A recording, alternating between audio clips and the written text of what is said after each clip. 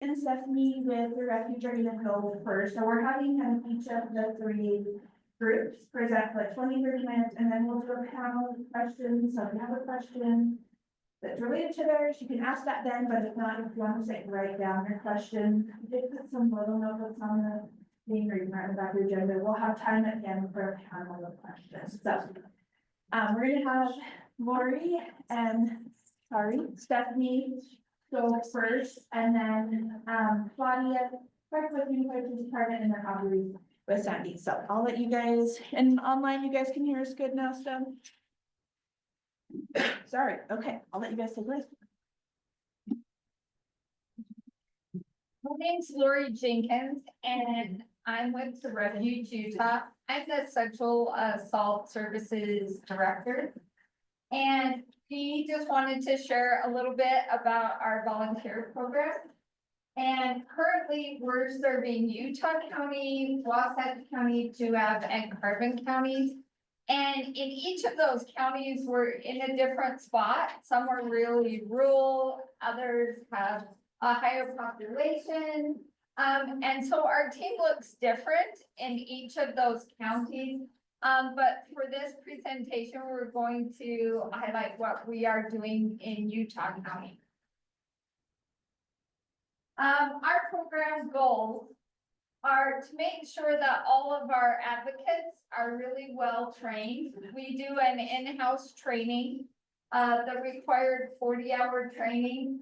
And we want to make sure that our volunteers have a really meaningful experience, that it's not a lot of busy work, that it's stuff that they would be proud of and that they know really means a lot to the individuals that they're serving. And we also want to make sure that they really feel appreciated. And a lot of that is just getting the word back from victims and from family members to let them know that it was meaningful to have someone sit with them during an exam, or meaningful to have someone that was there to pick up the phone at 2 a.m. when they had an anxiety attack. So our volunteers are community advocates. And we strive really hard to work in partnership with our system base. Sometimes we will touch down at the same point, but definitely not a competitive spirit. It's trying to help.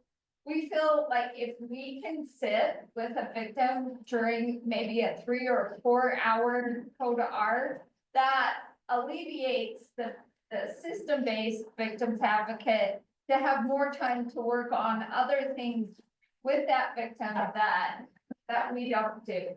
So I like to feel we work really well with our system-based advocates. We can do something that they can't in providing that confidential communication, which I think all victims should be offered both. It's not always that they need that confidentiality, but if they do, they should have that as an option. Our hospital response advocacy and our aftercare services, we can support individuals going to a court case more as just accompaniment, not giving step-by-step. We are there 100% to support the victim. Our current team in Utah County right now is 125 volunteers that are currently on our list. After our next training, that'll go up 30 or 40, but we usually have in between 125 and 150. All of them receive our 40-hour in-house training. And I love our personalized training because we get law enforcement from Utah County. So they're meeting the people that they would be working with. We have our forensic nurses come speak to them. So everything is applicable to what they'll be doing, and they meet all of the community partners and law enforcement that they'll be working with. On average, we have 6 months, we ask for a 6-month commitment, and most say about 18 months to 2 years. We have some that have been on the team for like 10, 12 years. And some that maybe we don't get to keep as long. I would say about a third of our population of volunteers are students. A third are moms and community members that are long-term. And a third are people who have had, brush with sexual assault themselves or a family member wanting to give back. The first piece of advice I would give in doing a volunteer team is to hire someone really good that can help you with things. Stephanie, all of us have come through through volunteering and training. Be careful what you start, because then you could end up with a whole bunch of fun full-time jobs and stuff. But Stephanie Keats is our volunteer and program coordinator, and I'm gonna let her go through some of the nuts and bolts of logistics. Thanks. Okay, so our volunteers take one 24-hour shift each month, where they're providing hotline and hospital response. At any time, we have about 4 advocates on deck. So our main team has a primary and secondary volunteer. The primary is usually more experienced, and the secondary is either newer or someone who's just more comfortable in that role. Then we have a backup team, and during the night, there's also a secondary on call with the backup team, and I will talk more about that in a couple of slides. And then staff are always available for like triple backup if needed. On their shifts, they carry a team provided cell phone and a gigantic bag of supplies. There's the bag in that picture. They were backpacks, and then people said, no, this is too much, so now they're rollies. On the hotline, when you call our hotline, there's a little message recording that says, if you're a victim, please press 1. If your friends or family of the victim, please press 2. And then that directs the calls. So the calls from victims get filtered to the primary volunteer, and from friends, family, community members get filtered to the secondary volunteer. But if either are busy, the phone will transfer to the other one. So you're not always doing strictly one or the other, but for the most part. People will often call if something has just happened and they're like, I don't know what to do next, or, you know, they're in the process of dealing and they've hit a snag and they want some new resource referral, or sometimes just emotional support as well.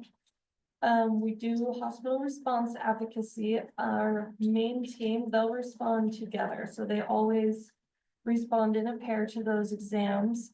That way the primary volunteer can just focus one-on-one and support the victim the whole time. And the secondary volunteer is there to support secondary victim, friends or family who've been brought along, or if the victim came alone, they support their partner. They will run the errands, go communicate with hospital staff for the same, whatever's needed. You know, I was in a call once that was just extremely difficult, and I was with my partner was a male advocate, and she didn't want him in the room. So he was just out in the hall, and it was very stressful in the room. But it was so nice to just know that that other person was there, and I could just text them if we needed something. So even when there's only one victim and only one volunteer in the room, it's still really supportive to have a partner there. If the victim did show a preference for the secondary volunteer, they could just swap. Whoever the victim is gelling with, that's who can be one-on-one for them. Our backpack of supplies has snacks to help prepare their stomachs for the medications they may take. It has clothing if they need to leave their their clothing that they came in as evidence. They have something to wear home. We have comfort blankets. We newly added little fidget toys and people are loving that. So there's like fidget toys or dough or different things, and they love having something to just manipulate and kind of de-stress with. Especially when everyone's used to scrolling on their phone. And then you kind of want them not to be on their phone during the exam and people don't know what to do with their hands. So it has been really helpful. Yeah, it's been really popular. And then we also bring resource packets. So we know that even when you're not in trauma in the doctor's office, you just can't process everything that they tell you and remember everything they tell you. So we provide a hard copy resource packet that has information about, here's sometimes what it's like for other victims, and maybe you will feel like this, and kind of normalize that. And then also, just lists a bunch of resources, like if you have a medical question, here's a phone number for you. If you want mental health, call this number. And then a week later, we try to also email that packet, a digital version, so if they do lose the hard copy, they still have it in writing somewhere. And then while our volunteers are with them, they help complete the fast track form, the CVR application, and the eligibility questionnaire. So if our friends from UOBC are ever like, the refuge needs some training on this, let me know and we'll get it right, because that is our goal. We want to get it right. Some logistics of the team. We send out a blank Google Sheet calendar like this, midway through the month for the next month. And it's emailed out and volunteers just hop on and select the shift that they feel like they can do. And, then they're responsible for getting that filled. You can see kind of the little green space up there. That's what it looks like when the calendar's open and people can move names or sign up for things. But once it's moved to that red box that says calendars are set, then they're responsible for finding someone to cover their shift if they can't. For team communication, email and GroupMe have worked best. We used to be on Facebook, but the kids are not on Facebook anymore. Well, they have to be 18 to be on our team, but the young adults are not doing Facebook. And GroupMe seemed like a compromise, something that our more mature team members could also handle. We looked at WhatsApp, we looked at Slack and different things, and this was the one that worked best for us. With the calendar, we send a monthly newsletter that will have frequently asked questions, updates, coming events. Sometimes we'll run into something crazy on a call that we've never seen before, so we get that figured out with the people on call, and then we put it in the newsletter so everyone knows in case that happens again. And there's a contact list on the calendar as well, so that they can coordinate their shift changes with each other. Okay, so recruitment. We only actively recruit volunteers like 2 or 3 times a year, just right before we're going to do a training. Because it's a 40-hour training, so we can't do that just anytime someone wants to join the team. So we only focus on that probably 3 months before a training. We start really putting the word out there. Things that have worked best are word of mouth from our current volunteers, them recommending it to their friends. University departmental emails, we can send that and they'll just do an email blast to everyone, and then those looking for service learning hours or just this type of experience can sign up. Also, we meet people through community presentations, like booths, outreach events, where people want to get involved. People come to us through our website, social media is a big one, and then recommendations from our community partners. Like Lori talked about, we found that it helps to have a mix of like our moms and our students. Moms are anchored in the community, so they stay a little bit longer for the most part. They tend to have flexible schedules and are already really practiced at caring for people. The students are great because they're highly motivated.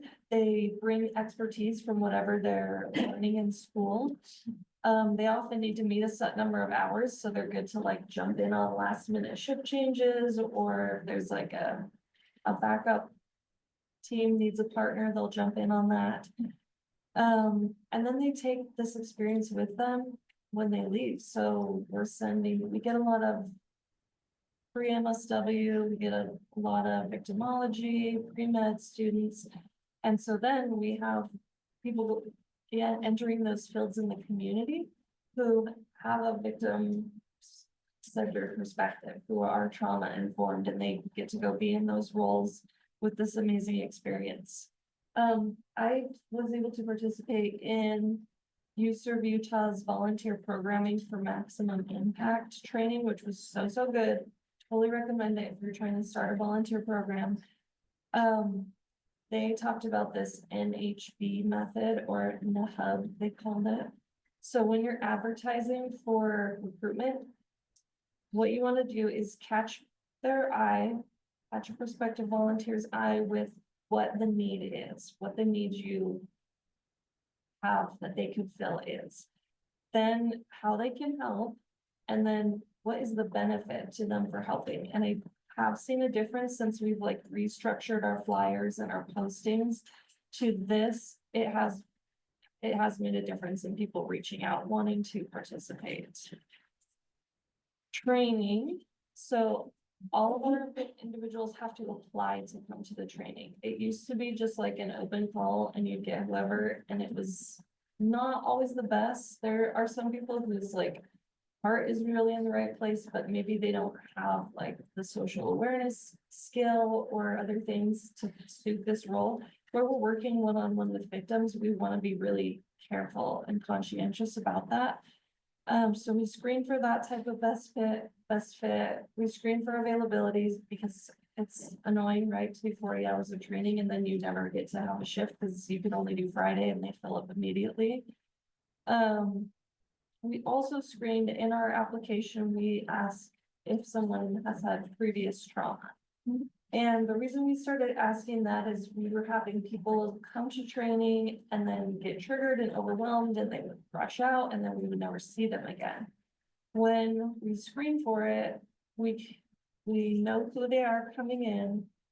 It asks if they like what they're like how they've handled this. So if they disclose that they've done therapy and treatment and things, then we send an email and we're like, thank you so much for letting us know. If anything does come up that's difficult for you, please come and talk to us. Our services are available to you. So then if that does happen for them, they know where to come and they can get that support right away instead of just disappearing in a worse state. We also make sure that it's been a year since something has happened, that they've had time to do therapy and to do some of their own work. And if it seems like they haven't done work on this, we'll follow up with a phone call and talk with them about the demands of the role and what the training is like, so that they can decide if it's a good fit for them right now, or if they want to do some services first. So we just want to be careful about that. We love having individuals with previous trauma on the team because they have the experience with it. They have like a unique empathy, but we just want to make sure we're not causing harm putting them in this role. Individuals also have to pass a background check. Our training is, there's lectures, there's experiences. We try to really prepare them, like Lori said, to interact with our local community. They have to attend the full 40 hours or complete makeup work. We have them pass the final exam, but that is open book because when they're out on a shift, it's helpful if they know where in their notes that was. So we don't mind if they're utilizing their notes for that. And then they do an interview with Lori before they start taking shifts. Then we offer continuing education for our current volunteers. They have to do 4 in-service meetings annually. And we provide usually like 1 a month, and sometimes they're like paperwork reviews, sometimes they're a specific population, like dating app facilitated assaults for different things. We had a couple of good ones. Jorge from CASA came and talked about trauma-informed advocacy, and that was a popular one this last year. And we had M. Capito come and speak about resilience, and that was another popular one this year as well. Then we do annual evaluations. to just check in with them, make sure they're doing good, make sure they still understand the expectations and things like that, so. This has turned out to be really good too, to check in. There was one team member who seemed fine and was taking shifts, but when I checked in with him, I found out he's actually having a lot of like really big anxiety about taking shifts, and it wasn't necessarily that he had a rough call, but just the stress was getting to him. So we got him in for sessions with our therapist, and it was really helpful for him, and he was able to work through that. Okay, so as far as our goal of meaningful service, that's kind of the easy part for us, where we have one-on-one direct victim experiences. The work. Usually people are joining because it's already meaningful to them to be part of this cause. But we found it helpful to have a variety of ways that people can serve. So there is our main team with the 2 advocates on call. Some people feel more comfortable as a secondary advocate, and that's okay for them to stay there if they would like. Then there's our backup team where we have 1 person on call, and then we have a group of people who are willing to just partner with them on a call. So you're just on a group chat and they say, hey, we have a call, and if you can go, you join. So some people like that aspect of not necessarily being on call, but being able to participate. And we have a nighttime shift, and this is new and has turned out really well as well. So this one, instead of being a 24-hour shift, is just a 12-hour shift. And it's just 7 p.m. to the following day at 7 a.m. And they just turn on their personal phone, and they're the person who will accompany it if a backup team call comes in. So that's even like more lower stress for those who do get anxious having the phone. They can do this. We also had a volunteer who was doing great, but then she had a medical event, and she has some hearing loss now, some hearing difficulties. And so answering the phone, talking on the phone is difficult for her, but she can still communicate one-on-one, face-to-face, when she can kind of read lips and read the situation.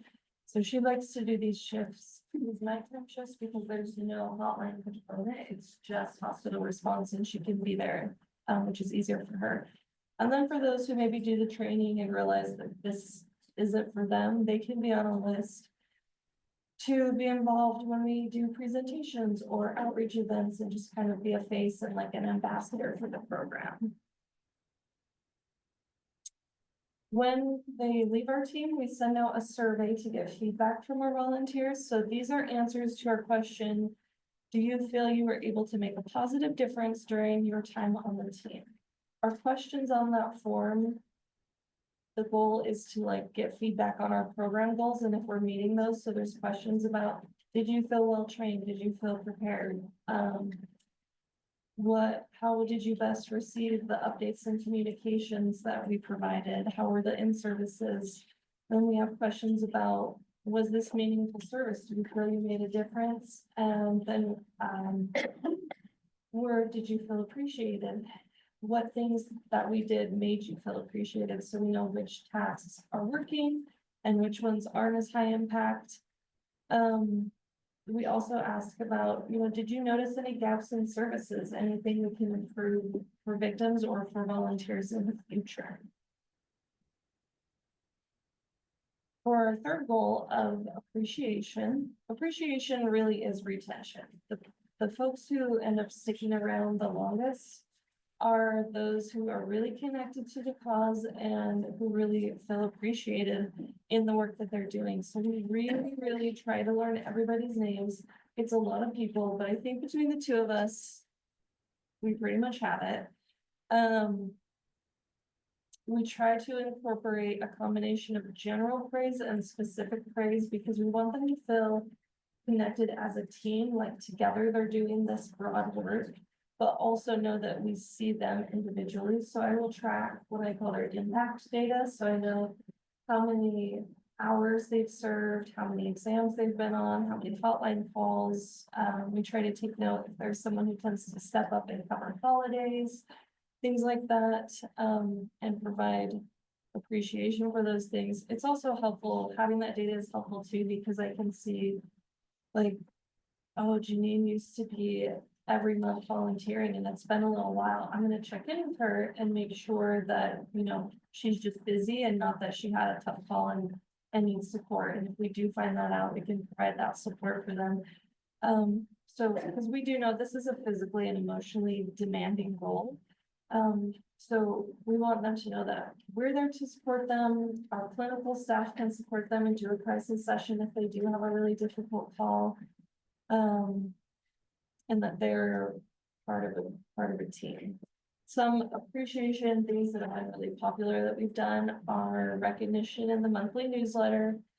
Sometimes we'll do little gifts recently, like we would just leave a bag of chips for them to pick up when they restock their supplies and trade with the next volunteer. Just a little note. I think it was, we think you're all that in a bag of chips.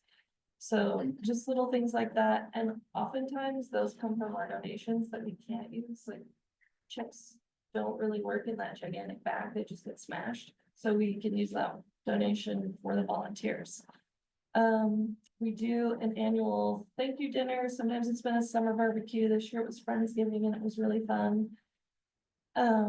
They really like having advancement opportunities. So it was kind of just when you have had 3 or 4 CODARs, you just move from being a secondary to a primary volunteer.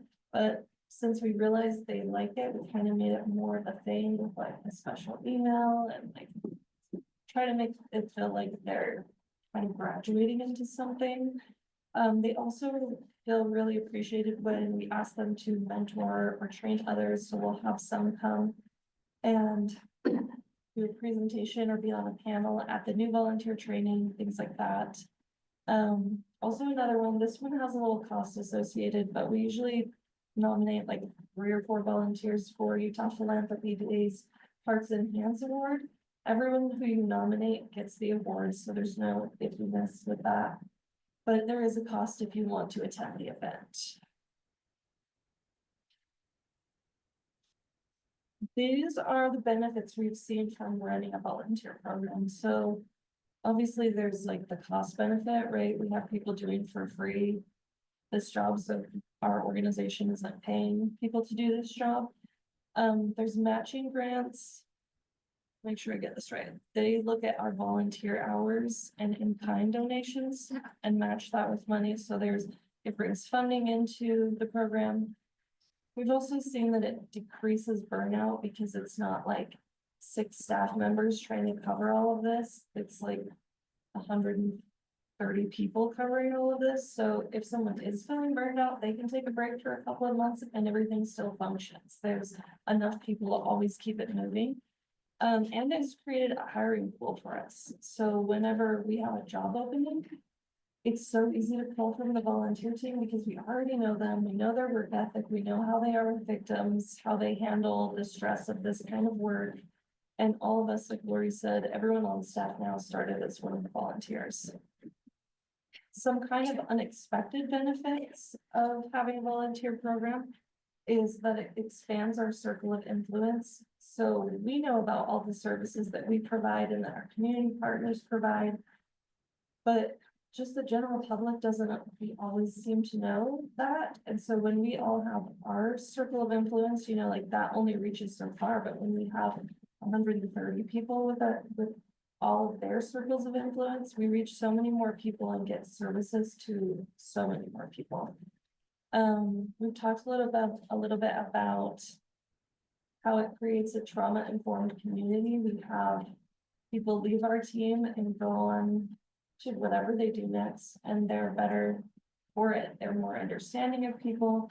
And it also activates community members. We've had people, we just had a girl, she graduated, she's moving to Texas, and already she was like, hey, I need a list of our training presentations because I need to show, I want to get certified in Texas and I want to be doing this there. So they activate by doing our team and then they stay activated, whether that's in our cause or in other causes. They know how to be involved citizens. Do you want to add anything on this? Now, the circle of influence, we ask people to just post what they're doing, that they're now an advocate. And it is amazing the people that we've had utilize our services just because, oh, I know Kate, Kate, this happened to my niece, what do I do? And so, or reposting things, I know this set of people, but they know this set of people, and so it just broadens the horizon of people that can learn about services. So I think that's. Okay, hopefully on this next slide, we will hear from one of our volunteers, Beth. And I was talking to a friend of mine who volunteered here at the refuge, and she was telling me the things that she does. It's just really and quiet. didn't Let me see. Oh, sorry. And I was talking to a friend of mine who volunteered here at the refuge, and she was telling me the things that she does. Sorry, it's super quiet. Let me just see really quick. And I was talking to a friend of mine who volunteered here Oh, it's just pretty at the super quiet. refuge, and she was telling me the okay. things that I can she does, hear and I their didn't sound, even but know it's like it so existed. quiet. I didn't That's know okay. that there was a She just local talks hotline. about I how didn't know that there were she people didn't know who that went anything and like this volunteered existed to help until victims at the she had hospital. a So she friend was join our telling me team about and the was talking training about what they were and doing the and how they amount get of to time. It be was in 1 day a hospitals week, and support one day victims. a week, or 1 day a And month. that was I just can really volunteer important. 1 day a month. I can volunteer 1 day a month to She's help. been a member of our I'm team mom for, of a I know, 4 teenage years daughter, now, and and is I such a can great watch kids in my advocate. house, and now she loves her And she just kids in talks my about house, having a and good I just experience thought on of the them, team and I just thought of and how faces, meaningful it's been for her. Sorry. and I was talking to a friend of There mine. you go. Sorry. There we go. Here we go. Okay. So we just wanted to end with this quote: alone we can do so little, together we can do so much. We could not. Like, the scope of what we do would be so much smaller without our volunteers. They really make our program possible.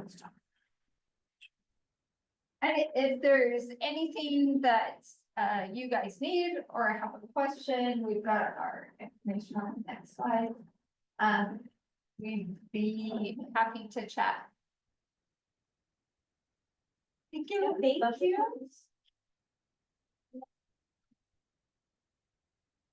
Thank you, Laura. I didn't impress with the amount of volunteers you guys have, but you have a lot. Yeah, if you want to, I'm gonna come up, let me. Stop sharing. And I was talking to a friend of mine who volunteered. No, you're here good. You're good. at Can I the- put any material that you? Let's see, there we go. Want to share? Just let me know. I'm just gonna bring it so people can see the audience. That way you can see if any question pops up. All right, so I decided to have Claudia to talk about Unified Police Department's volunteer program, and there's some. Thank you. Thanks. Hi, my name is Claudia Clark, and I am one of the victim advocates with Unified Police Department in Salt Lake County. We have currently 5 victim advocates who work in our department. We have one of the larger jurisdictional departments in Salt Lake County. We have several cities. We have Mill Creek, we have Midvale, we have Holiday, Kearns, Magna, Copperton. We have portions of unincorporated county. So our physical jurisdiction is quite large. Our population is quite varied. We have every socioeconomic status in our jurisdiction. We have I think it's 300 plus officers in our department. And so we end up working as victim advocates with a lot of different personalities, a lot of different situations. And with our volunteer program, we have had the opportunity to really work one-on-one with our volunteers. So one of the things that I found with volunteers, and I have to say, the refuge was amazing with our presentation. There are so many aspects of what you all spoke about that are so important when working with volunteers, including making sure that the work that they do is that they feel valued, but also that is valuable. It's important to what it is that they're doing. So I've been with the police department now for 27+ years. Most of that I've worked with volunteers. Prior to my experience with working, in the police department, I had volunteered with the Rape Recovery Center many, now in the 90s. And my experience working on their hospital response team, I think, really kind of, and as a volunteer, really kind of informed me on what it felt like to be as a volunteer. And as a victim advocate, especially as a system-based victim advocate, one of the things that I understand, as people are getting into advocacy, this field, when I first started, it was a little known profession. And now it is incredibly competitive to try and get into the field of advocacy. And there's so many different aspects. I love our community-based advocates and love working with our community-based advocates and being able to partner with them, because there are things that we cannot do. There are things that community-based does that, or things that we do that community-based advocacy doesn't do. And so it's such a wonderful cooperation that we've had with our services in Suffolk County. And so as a volunteer and a volunteer coordinator, being able to assist our volunteers to understand, what it is our role is, and helping people to understand, specifically working in a police department, what that means. It is definitely not meant for everybody, and we want to know that right off the bat. And so being able to sit and interview people, we go through a very rigorous process of, sitting down with our volunteers. We have people submit applications. I will get probably, in any given moment, we could get anywhere from, 10 to 50 to 75 applications during the year. It'll come from community members and students, people who are wanting to understand what law enforcement does and what the criminal justice process is. And so sitting down and meeting with these volunteers are so important so that you can help them to understand our process. It's very important to me as the coordinator to make sure that I am training volunteers who understand this is their opportunity to kind of get their feet wet, dip their toe in and say, yep, this is for me, or nope, it's not. And if we can give them a good education, a good experience, then hopefully they will take this on in their next part of their careers. And hopefully they can bring their experience to wherever it is they go next. So one of the things that we do is with our volunteer program, we have right now a couple of different aspects. One is in-office volunteers. So these are volunteers who will be working directly with our detectives, with our office staff. We have those who are working in courts. We have those who are working as mobile team. Our department over the years has changed. It's probably the one thing in a police department that we can depend on is that everything changes. And so one thing that as you're establishing your own volunteer program, it's important to learn from, I don't know if I want to use the word failures, but when you learn that something isn't working, then you want to be able to grow from that. It's important in program development to be able to say, this is working, this is not working. Where do we need to establish, further relationships? Where do we need to grow? And as a coordinator, we need to be able to kind of see the landscape and look a little bit further beyond, and you need to be able to look at what's going on in the present moment. You need to look at your staff in particular, and you need to look at who's coming in. So these are all very important aspects in program development of what it is that you're going to do. So then with our volunteer staff, it's really important to me for me to work one-on-one with the volunteers and then for them to work in pairs. It's important to have our lead volunteers who will then help sustain and support our new and up and coming volunteers so that they understand kind of how things work, because one person, one coordinator can't be everywhere all the time. So you need to have good staff as leads that you can teach and help promote and help support your new and up and coming staff. We would have monthly trainings. Training opportunities are so important, making sure that your advocates are going to all of the local trainings, SWAVOs, to the sexual assault response trainings, to your domestic violence trainings. In the police department, we're working with such a variety of different kinds of crimes. Sexual assault, domestic violence, homicides, robberies, thefts, deaths, suicides. We literally work with a little bit of everything. And so our community partnerships are so important. It's important for us to have these relationships where we can hand our clients off to and to make sure that they have all of the support that they need to be able to continue to grow and develop and receive that victim services, those more direct victim services that we may not be providing. One of the things that I found that is invaluable is having a relationship with officers.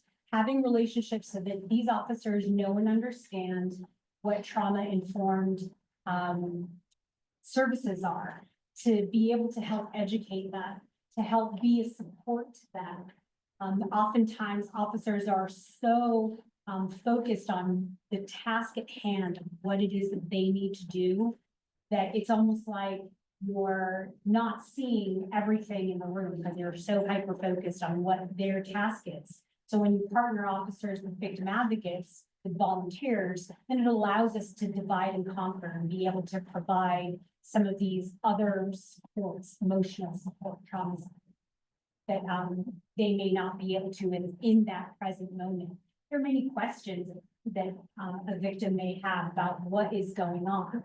I think that the value of having volunteers in a police setting, having advocates in a police setting, in a first responding setting is so important to helping our community members understand what that criminal justice process is, especially when they are at their lowest, at their worst, when they're not processing information and understanding that our doors are open all the time.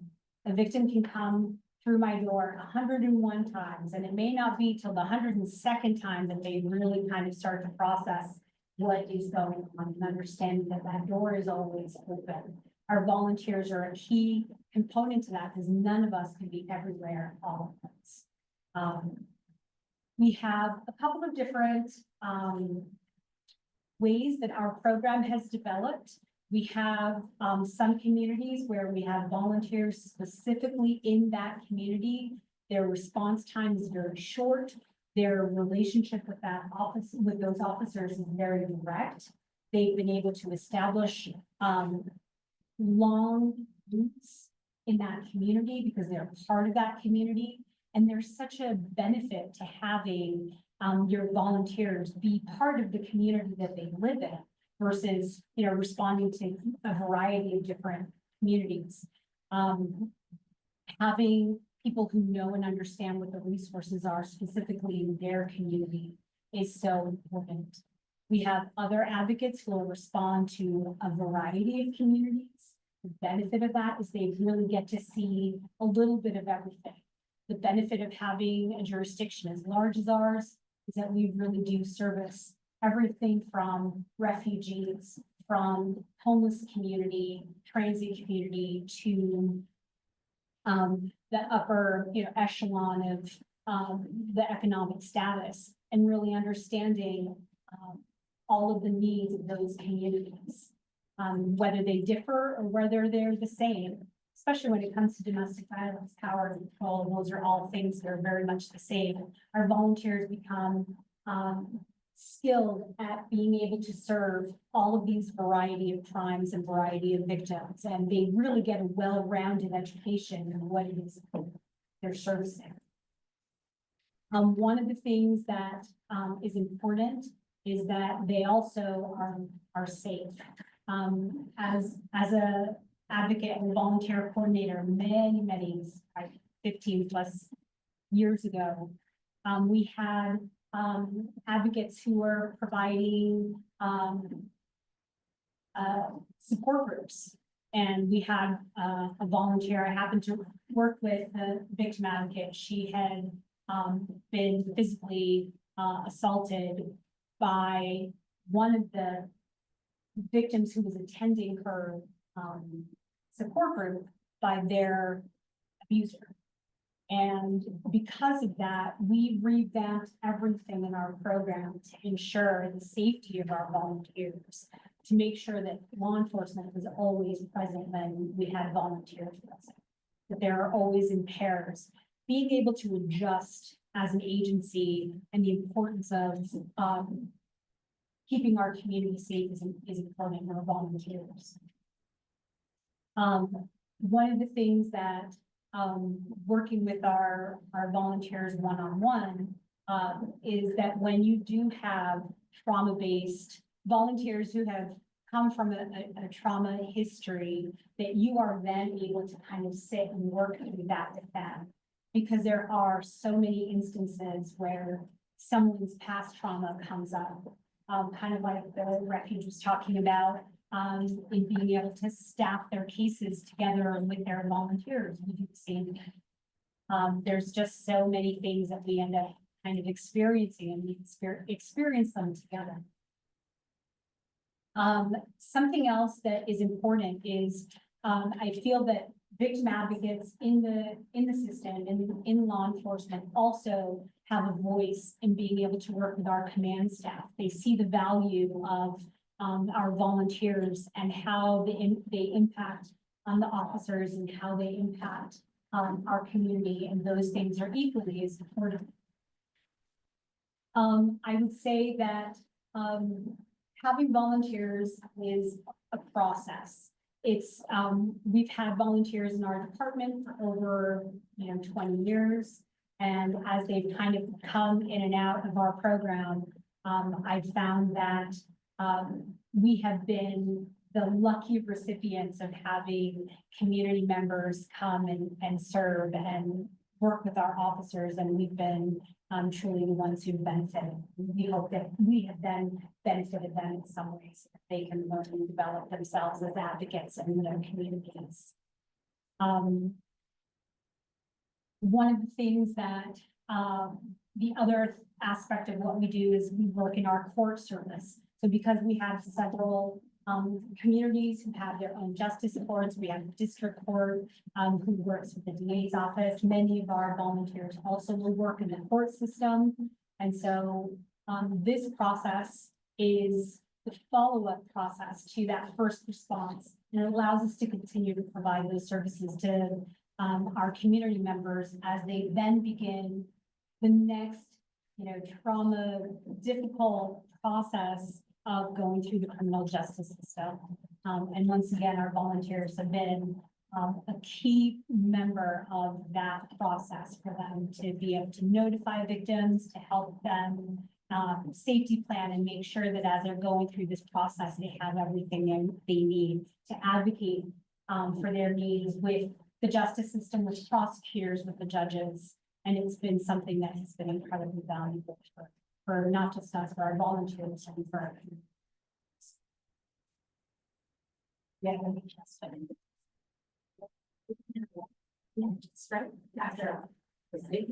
Yep. Any questions? Specifically for Claudia?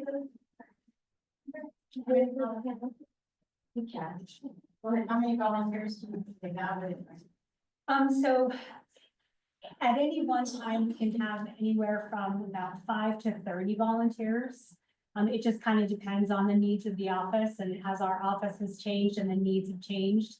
We have a lot of students that come in, so we'll have some that will provide special projects. They're there for maybe 20 hours, let's say. Our biggest commitment, I usually ask for a year process, because I will literally have a volunteer sitting with me the entire time while I'm working with them. And so it's a huge investment that our department makes in being able to train someone and help them to kind of learn and grow. So yeah. And then we'll train you to Yeah, for sure. A lot of it is just literally hands-on training. So we'll do all of the community-based training. So, our sexual assault, training, our DV trainings, our SWAVOs, any kind of community training. And then we will train them. I will train them personally myself to have them sit and go through that first court process or go through the mobile process. We'll have them come in once a month. And we'll do like an in-service training, we'll have the chaplains come in, whatever, if there's something in particular that they're wanting to learn. Trainers come in, we have trauma responders come in and kind of do all of that. Yeah. Sorry, Spanish speakers? Absolutely, we have Spanish speakers, we've had Bosnian speakers, Chinese speakers, all of those, and that has been such an asset to our officers. Because any of the officers can use like the language line, it's basically like a telephone game where you're talking to someone on the phone and passing the phone back and forth. If you've ever used Google Translate, it can be awful. And so being able to have first speakers is so important. And then just as a question, is the office, if I Googled Unified Police Department, it would come up with an address? Yes, so our website is updsl.net. And if you go to our volunteer tab, you'll see all of the information, the application, the contact information. You have questions? Yeah, you're welcome. I can with that.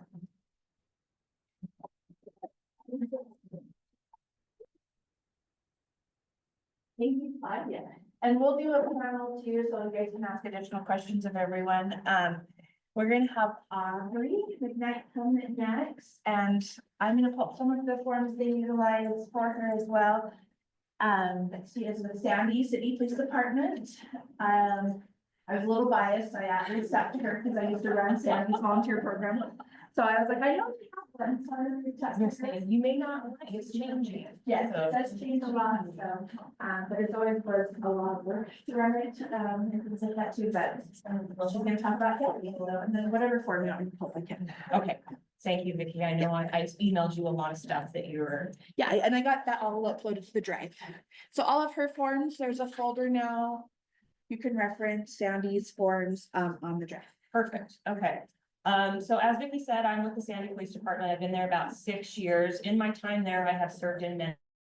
I was our volunteer coordinator for 3 years. I'm actually the coordinator over the whole unit now. We have a brand new volunteer coordinator who's just getting used to the role. And as I kind of mentioned, we're in a transitional phase where we are kind of revamping our entire volunteer program. So I'm going to talk a little bit about what it was and what we're hoping that it will be.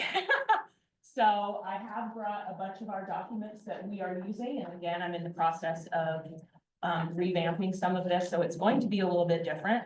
We just revamped our volunteer coordinator's job description. I just rewrote it. Oh, So it's also new, and we haven't trickled down to all of these yet. We're still working on it. So however, we've had a volunteer program for a very long time. It has predated me. I know, Vicky, you were with the police department for 9 years, 10 years. Yeah. So we've had a volunteer program for a very long time. In the beginning, it's my understanding that the volunteer program was a crisis response. So the volunteers were trained on responding on scene. They were called out by the staff advocate. So our officers would reach out to staff and say, we're on scene, we have an incident, we need an advocate to come. And so then our staff advocate would reach out to the volunteers, and they sign up for shifts, by the way. We have a calendar, they would go on, and they're required to be on call for 24 to 48 hours per month, and it's like 12-hour shifts. So they'll sign up for a 12-hour shift of their choosing. And so if they're on call, they'll get called by the staff advocate, who would ask them to go out on scene.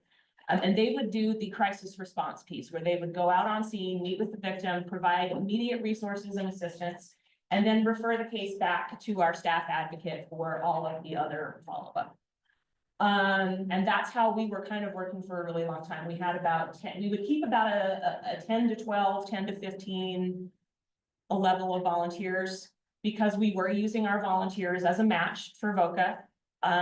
With changes to VOCA, with the decrease in funding, and also the fact that our advocates are now making more money. So they reclassified us a few years ago. Thank you, Sandy City. So With that difference in pay, we actually have to match less now.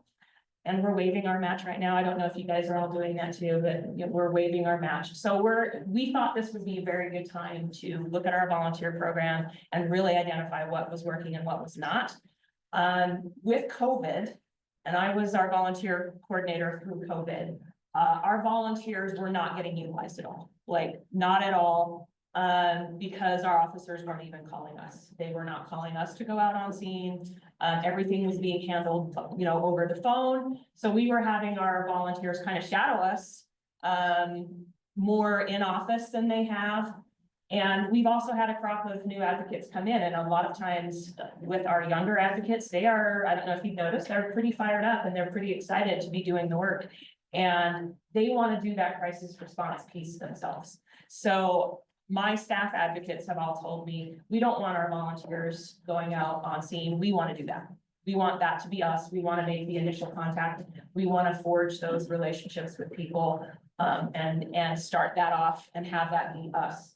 So what we're looking at doing now is making our volunteer program more of an in-house shadowing type situation where we get people trained on what we do in office. So having them come in, besides the crisis response piece of a lot of what we do, if you don't work for a police department, right, we read a lot of police reports. So anytime there's the person who is a victim of a crime, as Claudia was talking about, it's all different kinds of cases. It can be anything from my bike was stolen to my son was murdered. So there is, you know, a broad range of things that happen. And we read all of those police reports. They get routed to us, we read them, and then as advocates, we decide, or we determine like what kind of contact, if contact is necessary. So we're trying to encourage all of our volunteers to come into the office and spend time with us to see what we do in-house, because most of what we do is in the office. Our crisis response, our call outs are very, very few. I mean, people think when we say crisis response that it happens all of the time. I mean, it does, but not everybody wants an advocate to respond on scene. And, you know, and gratefully our officers are now getting a lot of training in being trauma informed, and they know some of the resources. And so they feel like they can handle a lot of that on their own. So there's been a lot of change in our department as far as how things are being handled. So what I'm hoping to do is to get people who are really committed to coming into the office, doing the day-to-day work, maybe learning specifics, whether that's being our court person, being our, you know, follow-up telephone call person, being the person who wants to liaise specifically with a type of client if they want to take on our sexual assault cases, or if they want to take on our domestic violence cases, or if they want to work specifically with children.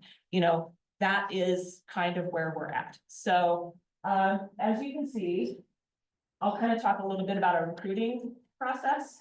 I actually haven't had to do a lot of recruiting because people tend to come to us. We find a lot of students, as was mentioned, students, people who are studying to be social workers tend to be our bread and butter.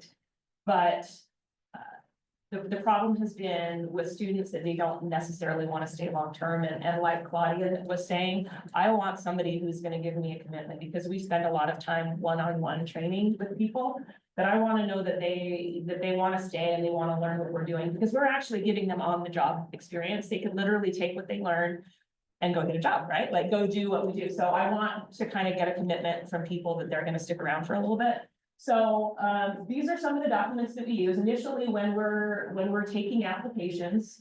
We have a volunteer, it's a city volunteer application, because, and this is actually the application that our entire city uses. So we, not just the police department, so volunteers for other departments like Parks and Rec, which I did not know Parks and Rec takes volunteers, they do. They all use this. This has to be approved by our chief of police, because he is, you know, our chief of police. So anybody that comes in to be our volunteer has to pass a background check, criminal background check.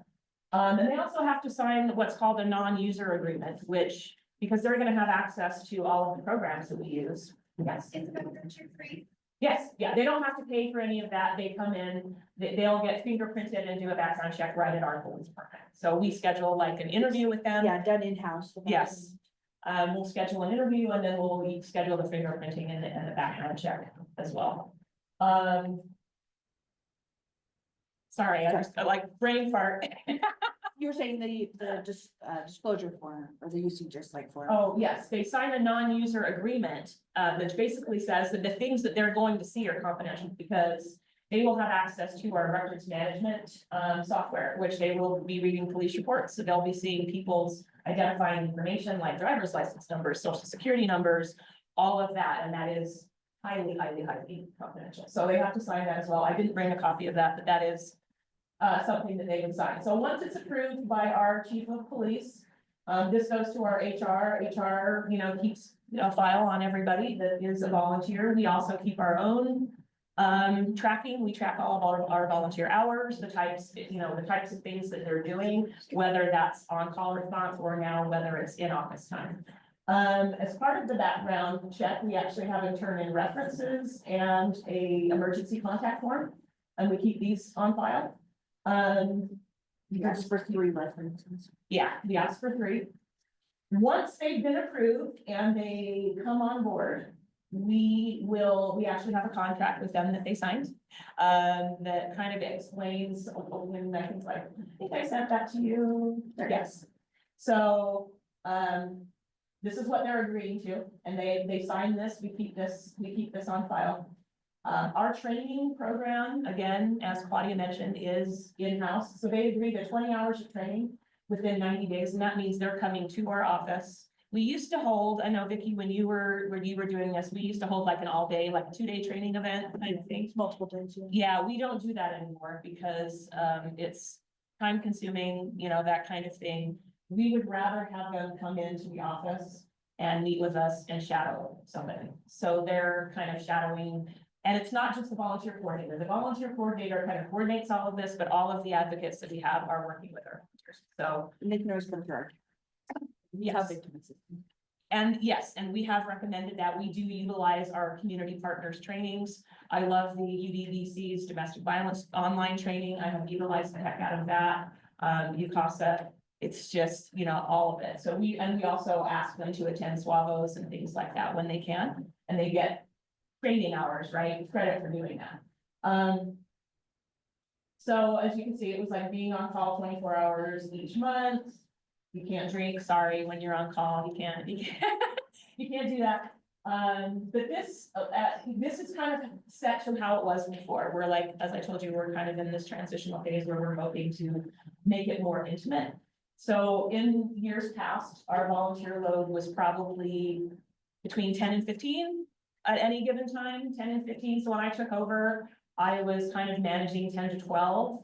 And, post COVID, I think right now we have 5 really good volunteers. 5 really good volunteers that come into our office every month, that shadow our work, that can do the work in office. We also have one volunteer she actually owns and runs her own nonprofit, and which is a domestic violence nonprofit, and she runs support groups. So that's been very helpful for us to have that connection because she's worked with some of our survivors, and she's actually asked to go out on scene to all of our call outs. We also, I think I brought our policies and procedures too. So this kind of explains how they remain active. For dress code, we work for a police department, so, we don't have a uniform, we civilian attire. However, we don't want our advocates to show up on scene wearing something offensive or, super revealing, because they're going out and they're dealing with not just our officers, but members of the public, so.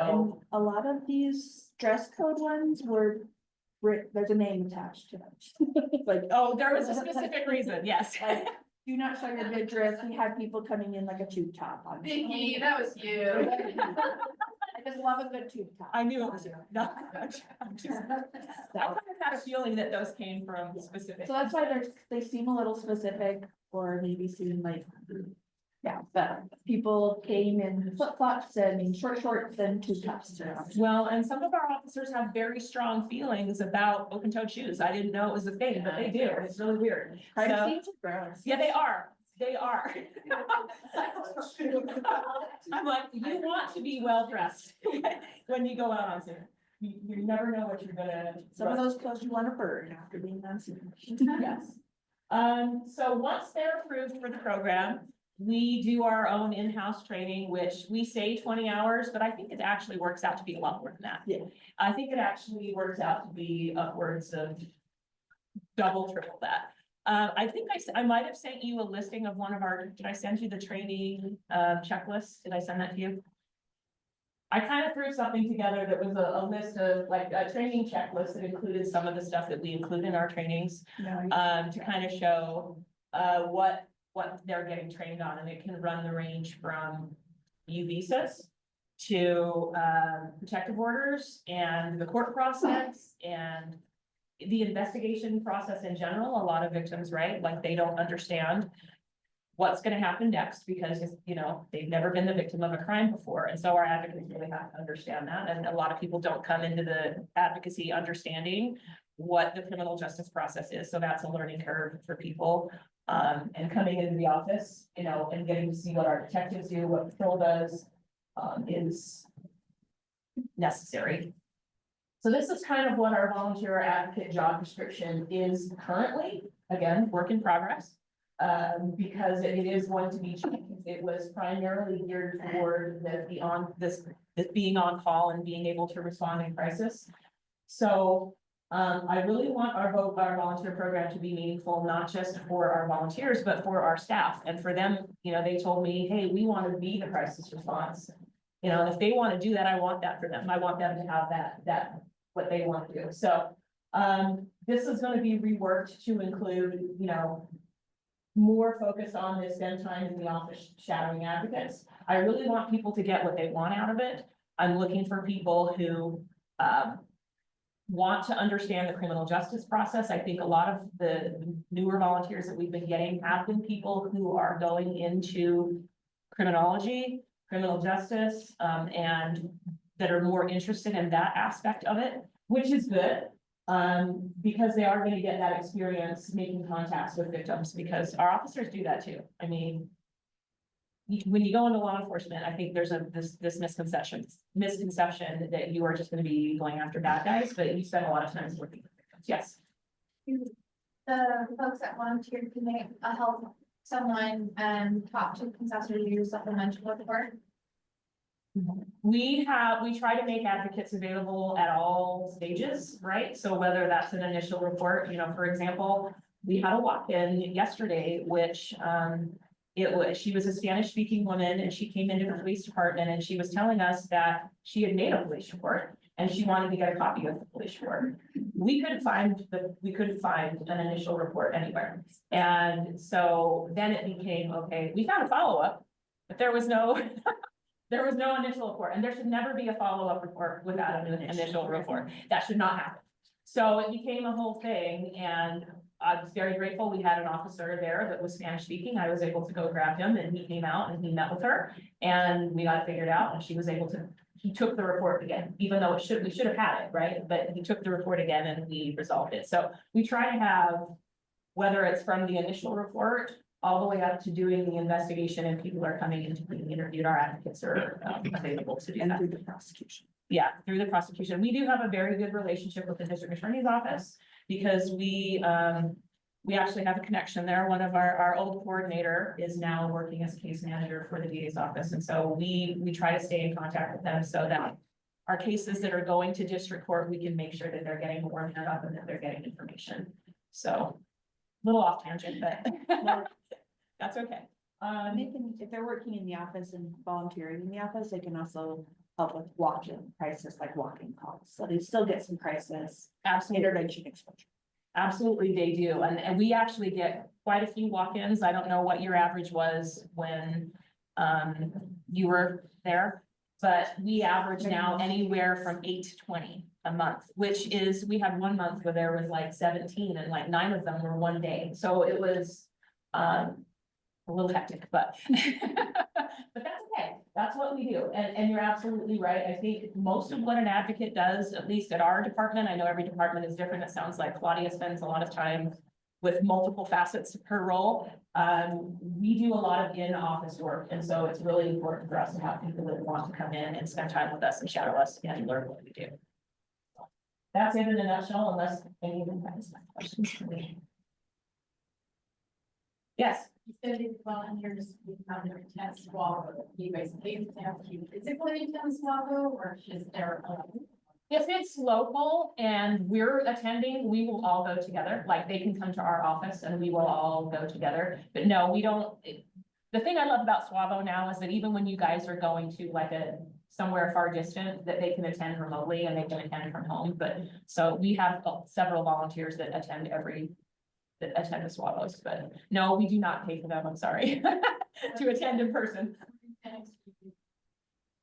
So one of the things that I found that works really well is the recognition piece. We also try to do like a monthly or bi-monthly get to know the volunteers kind of thing where we invite them in. We'll do a breakfast, whether it's like bagels, donuts, and we'll just have like an informal meeting where we'll talk about cases. Or, you know, I like to ask for their feedback a lot because, you know, if they're not getting utilized, which during this transition, they weren't for a while, they were very underutilized. So I'm seeking their feedback on how to make this more meaningful for them. And they've actually been instrumental in that because some of them have told me, you know, I don't want to do this. I'm not interested in that because we do have volunteers who have their own trauma history. One of my volunteers is a survivor of severe sexual abuse. And she's like, I just can't, but I want to be there for everybody else. And she's very passionate about supporting crime victims, but she doesn't want to do that piece. And so I'm actually having her help us with more in-house projects, like helping us update our resource lists. So she's like advocating for the advocates. She's like the background support for our advocates, and she does a lot of that. And then consulting folks, that's not happening, Sandy. Yes. Yeah, but again, we get a lot of stuff that like our walk-in example, this woman that walked in, she also had a case in Orem. So she had something that occurred in Sandy during a custody exchange and then something that she lives in Utah County. And so we're now trying to reach out to Orem because we'll be collaborating with them with this person. So yeah, we do have a lot of stuff that happens like that where we're reaching out to other agencies and. Look at the crime happen. Yeah, I mean, we have people that do custody exchanges at like Target and Shields. Shields is a big one because Shields has like super powerful cameras. And so people will do their custody exchanges in front of Shields knowing that they're going to be on camera. So we do have stuff that happens there all the time. So unfortunately. Anyway. Any other questions? Okay, yeah, and we can have the three come up to answer their question. What's that? Oh, we want to do a break? Yeah, let's take a quick, we'll take a 15-minute break. Now we're actually right on schedule, so we're doing good. We'll take a 15-minute break, and then we'll set up the panel for more questions. So for online folks, we're gonna turn the video and sound off, but it's just taking a 15-minute.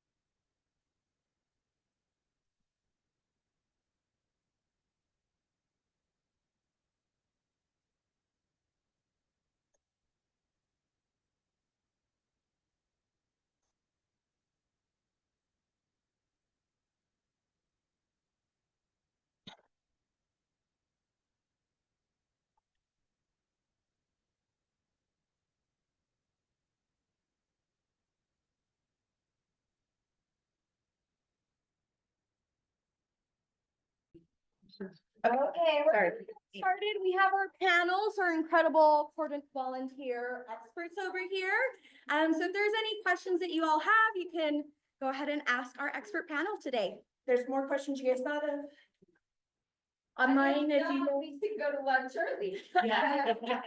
It's such a win-win. Yes, if there's any that are online, you can put it in the chat or unmute and ask it if you'd like.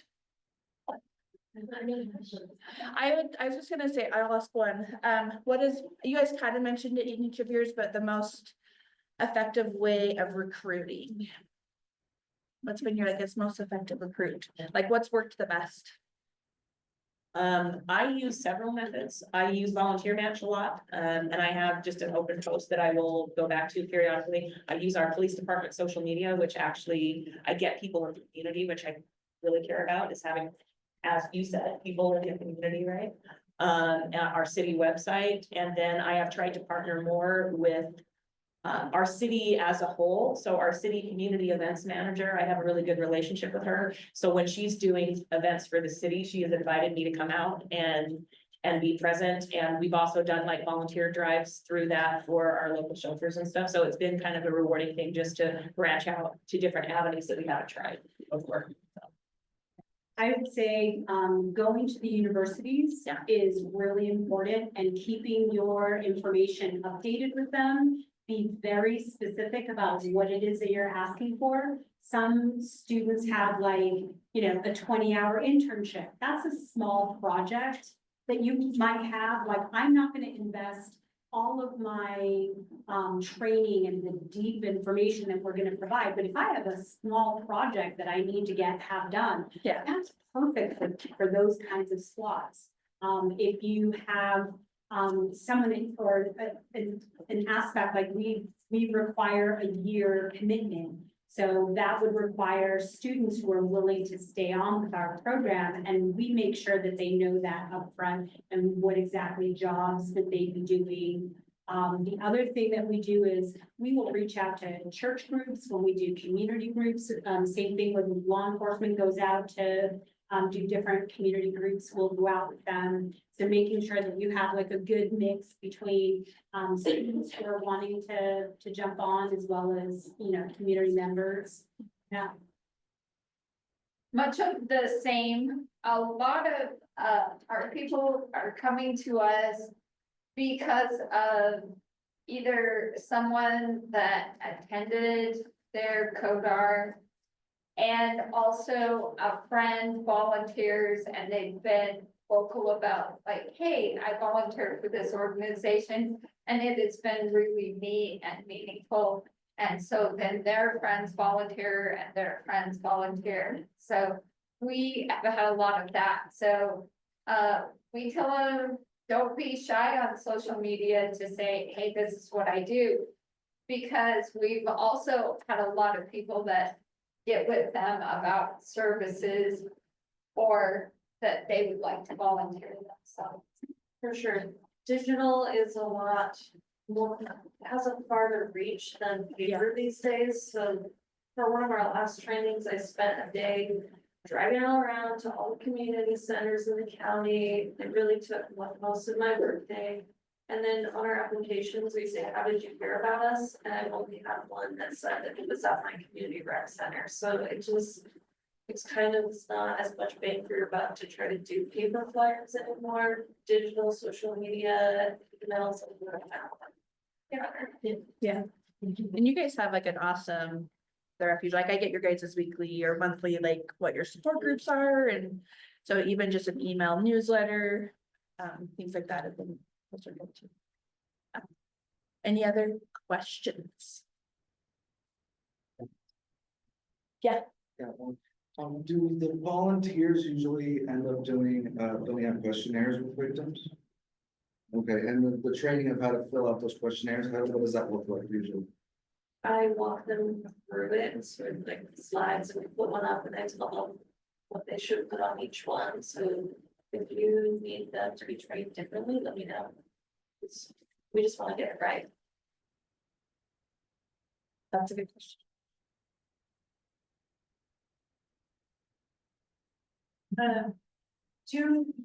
For system-based applicants, do your officers get involved with any of the trainings with your victim advocates? So that they can get to know victim advocates?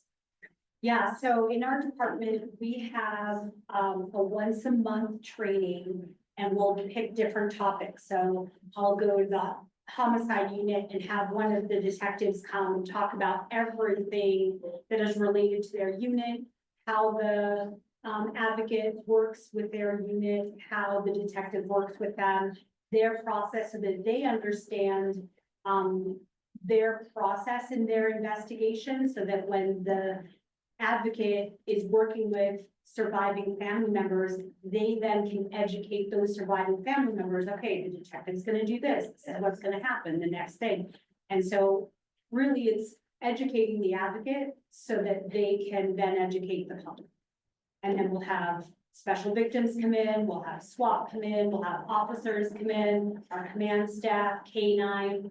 I have brief community members, so I have the sharing place who come in with children. So a lot of the questions we get is like, how do we tell children whose parents have committed suicide? How do we tell the children that their mom or dad have committed suicide? When do I tell them? What do I tell them? So we educate the volunteer on how to do that. What is the best way? What's the best approach? What the resources are. We put those resources in our bereavement packets that we hand out to people. Then, you know, we'll have trauma-informed people come in. So we kind of try and make our trainings holistic as well as specific. So if there's something that's come up recently, the other good thing about having those monthly meetings is that we can talk about some of the weird things that are not a common case that has come up, like a DUI where there was a death or something. It's not necessarily a crime, so we may not be, or, well, that it is a crime, but other things where there may not be a specific crime where UOC is involved, but we do have other resources, then what do we do? Sorry, another one. how do you let your volunteers know about the resources? And in that same thing, how often do you update your packets that you send out to victims? Are you ready? That is one thing that we do constantly. We actually do a packet that our advocates create for our officers, which is domestic violence specific. So they put together a packet that contains all the forms that they're gonna need when they go out on scene. So like a strangulation form, the JRA waiver, a medical release in case they want their medical records released. So that's one piece of it. But we also keep a shared drive where we keep all of our resources on there. And I have one volunteer in particular that she likes to do the backside of things. She doesn't want to do the face-to-face or work directly with victims, but she wants to support our advocates. So she will come in and help us update all of our resources and go through our resource list. But that is a constant struggle because stuff changes a lot. And as everybody knows, right? Or there's a new resource or there's, a new contact, something of that nature. So it is something that happens a lot. That's another really good project when you have, an intern that only has 20 hours. Like I had one intern update our entire bereavement packet, all of the typed, information. I had them updated, add the new, resources. So those are always really good one-off projects too. Your volunteers get business cards, things like that, the contact information, do they have something to identify themselves on scene to victims? What do you do there? So in our particular department, all of our volunteers go through a background check. They all get employee IDs, they have employee ID numbers. So if someone says, I want your badge number, they have a badge number that's associated with them. As far as business cards and that kind of thing, it really kind of depends. So we have one volunteer, a couple of volunteers who've been there for over 15 years. So they have their own business cards because they're not going anywhere. But the ones that are kind of a little more transient, we usually end up giving like my information or the advocate who is the precinct advocate for that area will give their personal information, which is on all of our packet information. So there's always someone that they can refer to. And whereas your hospital response teams, what if they just identification? Any kind of information there? So we haven't really had any problem. They show up at the hospital, they've been called, or they say we're here for the CODAR and they know exactly what room, and we look so cute with our big backpacks and all of our gear. But the sheriff's department did give us, kind of a badge of sorts that it's in the backpack if they needed it. People usually ask to see that. Yeah. Can be high security at the hospital. I think we have such a good working relationship with our forensic nurses and the hospitals know us that it just hasn't really. For us, we have to wear, I don't know about you, whenever we go out on scene, we have to wear our police ID. So that if we do go to the hospital and we get, because we do get called to hospitals too, we can say, yes, I'm with the police department, I've been asked to come out. And we have to show, and our volunteers as well. So have ID. Well, and then that way they can identify us. Officers recognize, okay, there's a victim advocate on scene. So anytime a civilian goes on scene, it's a little bit different than when it's another officer on scene. As well as, letting them know like, hey, you have to stay because this is a volunteer that's on. It helps officers to know, like, because they may have part of the crime scene is road like taped off and things like that, that they're allowed to be on scene. That was something that like our officers stressed to us, that they're like, we don't want just some random person showing up. So they need to have that identification with them. And then we also would give them like a placard that could go in their car. I don't know if they still do that, but like a placard that can go in their car so that like fire trucks and things like that know that they're with the police department if their car needs to be moved. Part of the like safety is that we told the volunteers not to like park right directly in front of the home that they're responding to either, that they park a few houses down, things like that as well, but they get a placard that shows they're on official business in their vehicle as well, so then they would know to come talk to the police officers if a vehicle needed to be moved. But that was part of the rules too that are in Sandy's, that like volunteers cannot transport victims.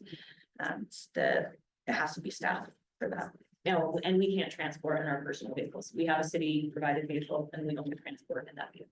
So, Yeah, all of the volunteers would use our work vehicles. They were interchangeable at all of the precincts. And they were allowed to transport. There had to be another person. They had to call into dispatch. There's a whole process for all of that to make sure that they're safe. That's what I was gonna ask, is if your volunteers use, city cars or precinct cars, or do they use the personal cars? Yeah, the way that it would work is, there's a victim advocate vehicle at every precinct that we have. So because our jurisdiction is so big, if you're going to Timbuktu, you pick up the car that's closest to you. You can travel to the area that you're going to. There's a code, a little door lock.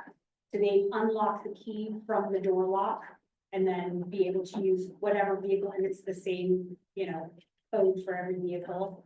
And then they would just simply return the car back to that location. And then that way they knew they were parking their personal vehicle at a police station at 2 o'clock in the morning when they were responding or whatever.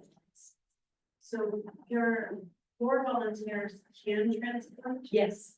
but yours. ours don't, no, not, and it's typically because we don't have them responding to our crisis stuff. And so they're not really going out on scene at this point anymore because our staff advocates want to do that. And our staff advocates are not allowed to transport in their personal vehicles, which, yeah, makes sense.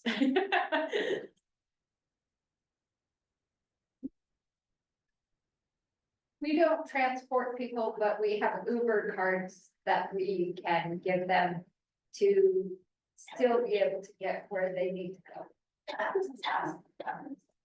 How did you swing that? Donation. They're They're a nonprofit. Make a difference. lovely people that donate, so. Wonderful donation. Yeah, seriously. I know it's volunteer donations are a little bit differently, but do you like advertise for donations? Do you have a person that specifically that focuses on donations for your nonprofit? We do, and really, we end up getting all of the supplies that we need. And of course, grants will not fund any food items. We have people that'll bring in, the little bags of fishy crackers and all of the snacks, because you don't want to take the amount of medication that a victim ends up taking For in sexual the assault. hospital without something on your stomach. We have people donate sports bras and underwear and leggings and t-shirts, and so really all of our supplies end up getting donated. Go Utah County. Well, in Salt Lake County, you can also utilize Hearts Knit Together. They are wonderful about providing law enforcement with go packs for that kind of stuff.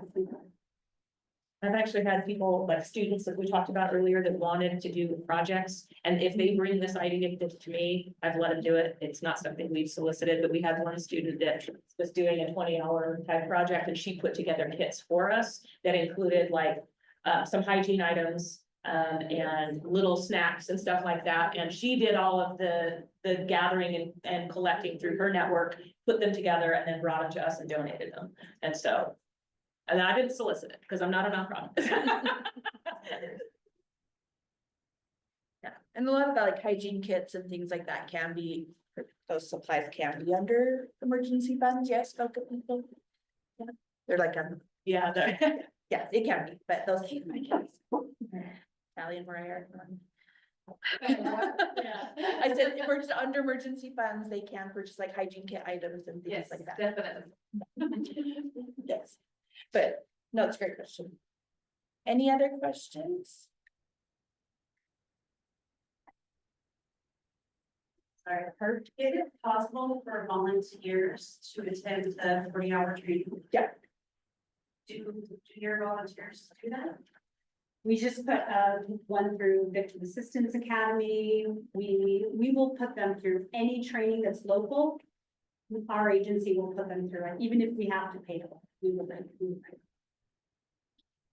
And they can also do, their UOBC TTAC has a 40-hour online modules that are, like one that our office pre-approves as an acceptable form of training. UDVC, UCAS 40-hour. And then there is through like the CJCs, there's an NCA national training. So any of those 5 or 6, those ones are already approved under our, should be in compliance with the confidentiality statute for victim advocates. For nonprofits, the agency can provide the 40 hours for system-based. UOBC approves technically for staff and volunteers, what 40 hours.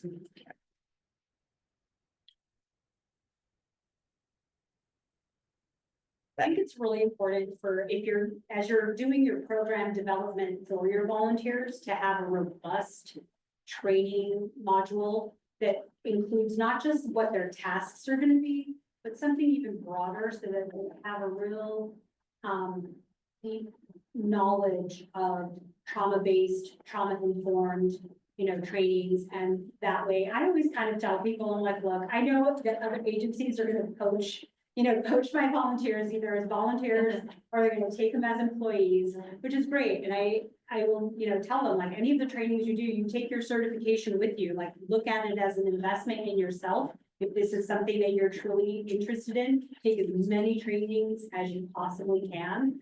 And inevitably that is what kind of ends up happening is they'll move on and if there's a job opening or whatever. I think that's one of the ways that we lose volunteers is they, gain employment somewhere else or they go volunteer somewhere else. And it's just kind of part of the game, part of what we do and making sure that you're always, gaining new people as you lose people and keeping the ones that you have. So, yeah.